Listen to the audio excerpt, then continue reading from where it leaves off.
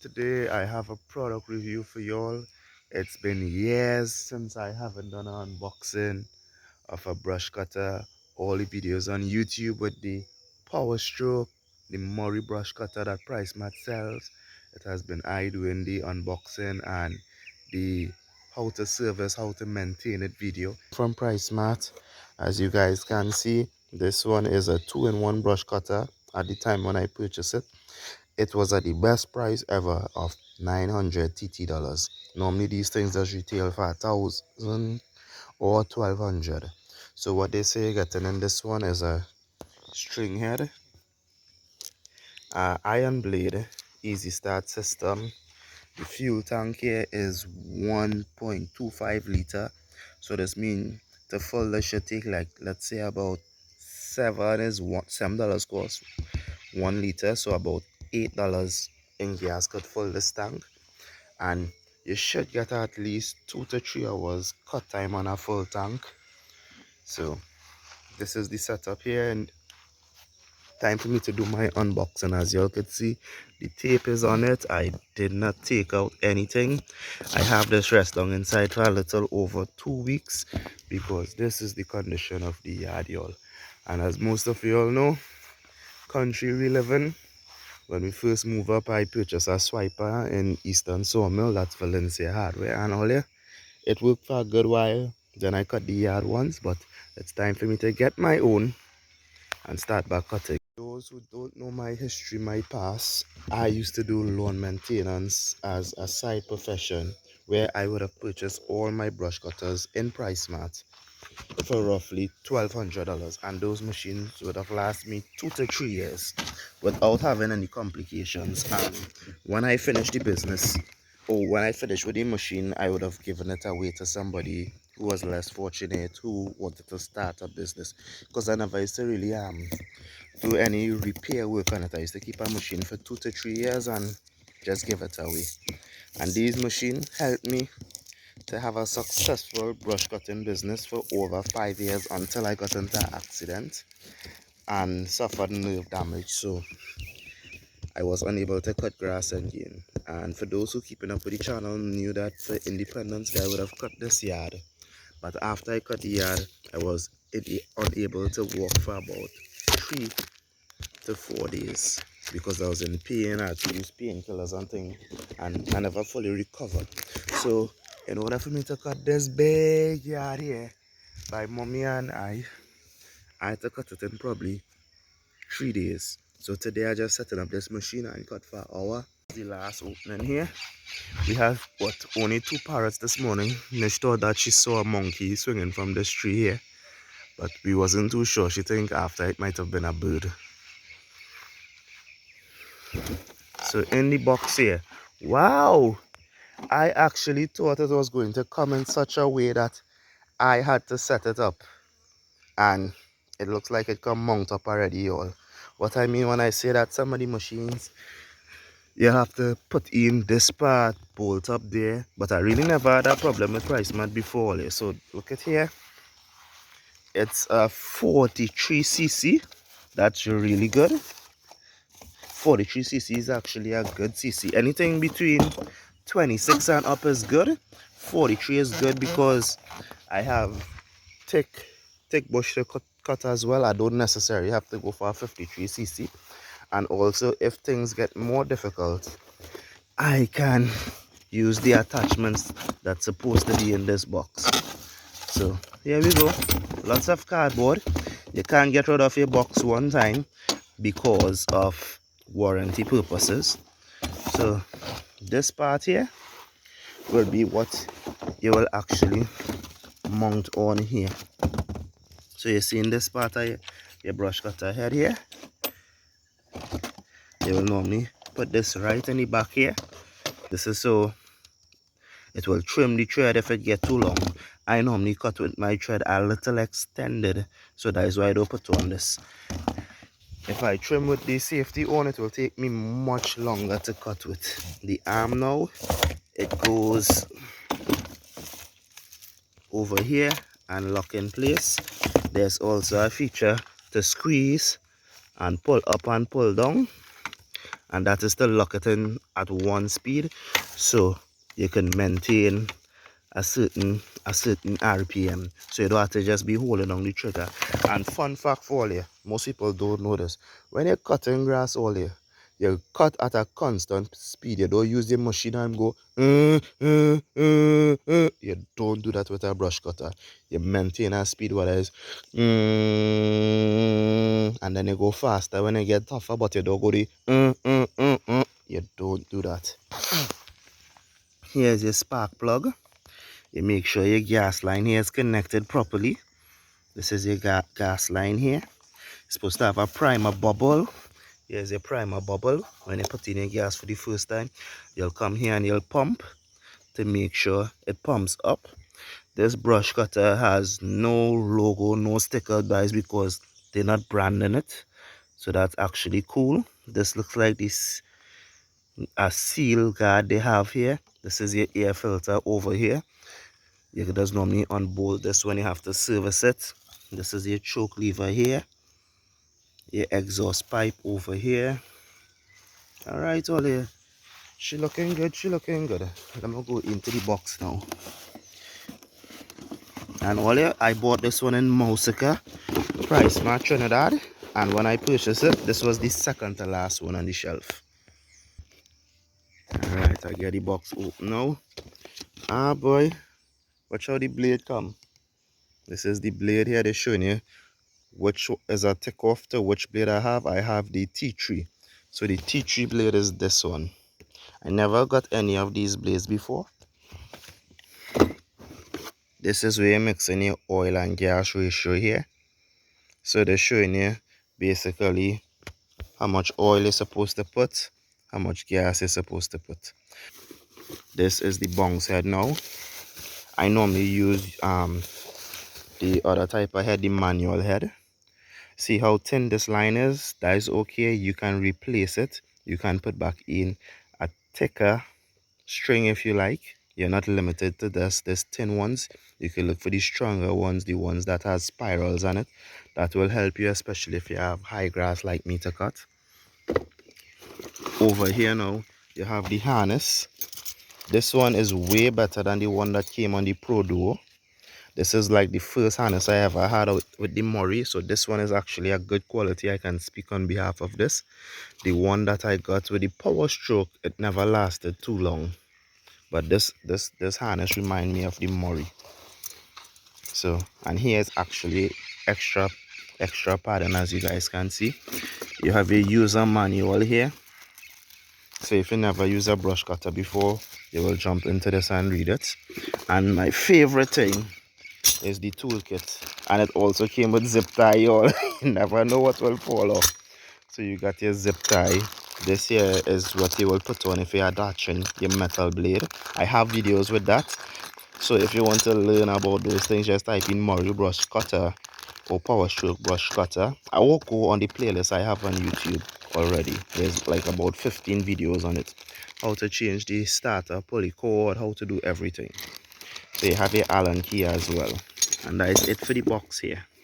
So time for me to rip off this plastic, take out the Allen key and mount up. Okay guys, so I now remove this part here. This look, I'm not going to tell you, inside here does normally have grease, and currently I'm not seeing any grease inside there, but what I now notice is actually it's a cage bearing inside of there. These things supposed to last longer than the actual grease, but due to the heat and those type of things, you might have to replace this like once a year. You never know, because I remember having this on my mountain bike. The head, this could also be referred to as a universal mountain head.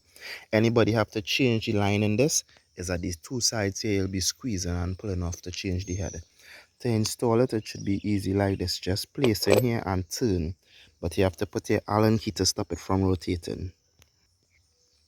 There we go, tightening it. Squeeze to remove the head and pull up, so you can see the amount of string we have. There's a spring here. This is the time that you have to take to learn to know how you'll be changing it as well. This is the spring going on. This is the head where you're putting the guard in. This is the amount of string and how they are wrapping it around the line. So I'm going to remove it here. You can see. Want to know, let's start all confused, right? So what you normally do is take a length from that end of your hand to here, and they did that twice, right? So two pieces that way, not fully equal. Then on this roll, there's a groove there. They're going to put it over the groove like a hook this way, and then they are going to spin it around, right? They're going to spin it around like this. Everybody does it differently. Sometimes they could even put it through the grooves, the cutouts on the top here. Everybody does it differently.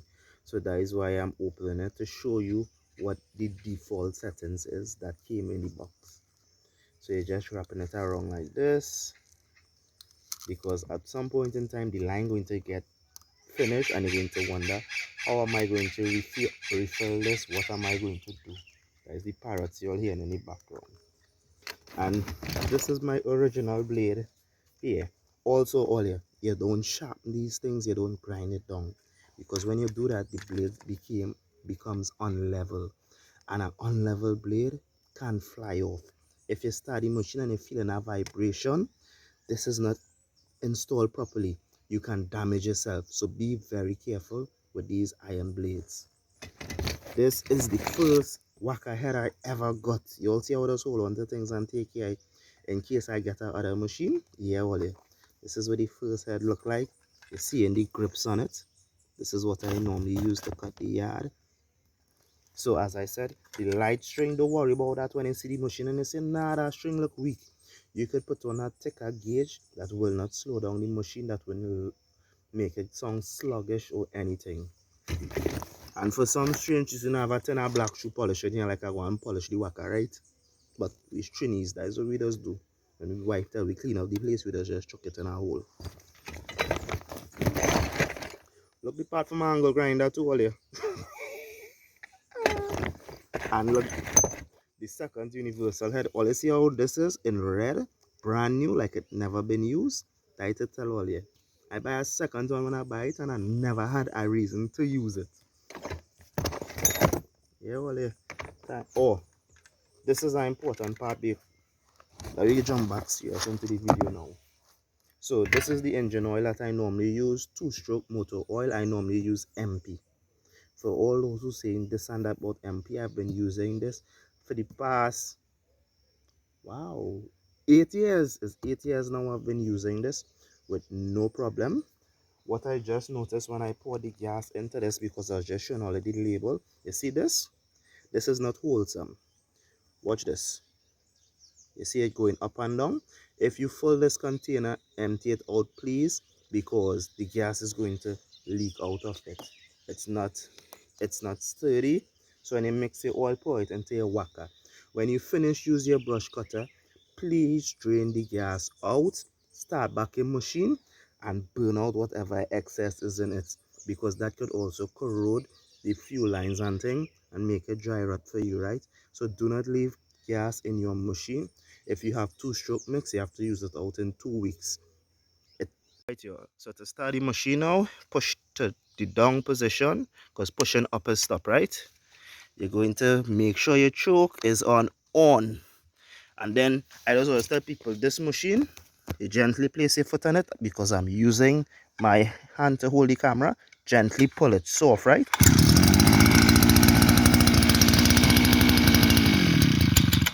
So you see, when I put the choke up, it came off, right?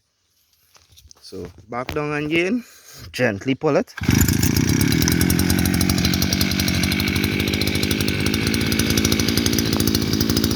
All these machines are designed to work with the first pull to be gentle.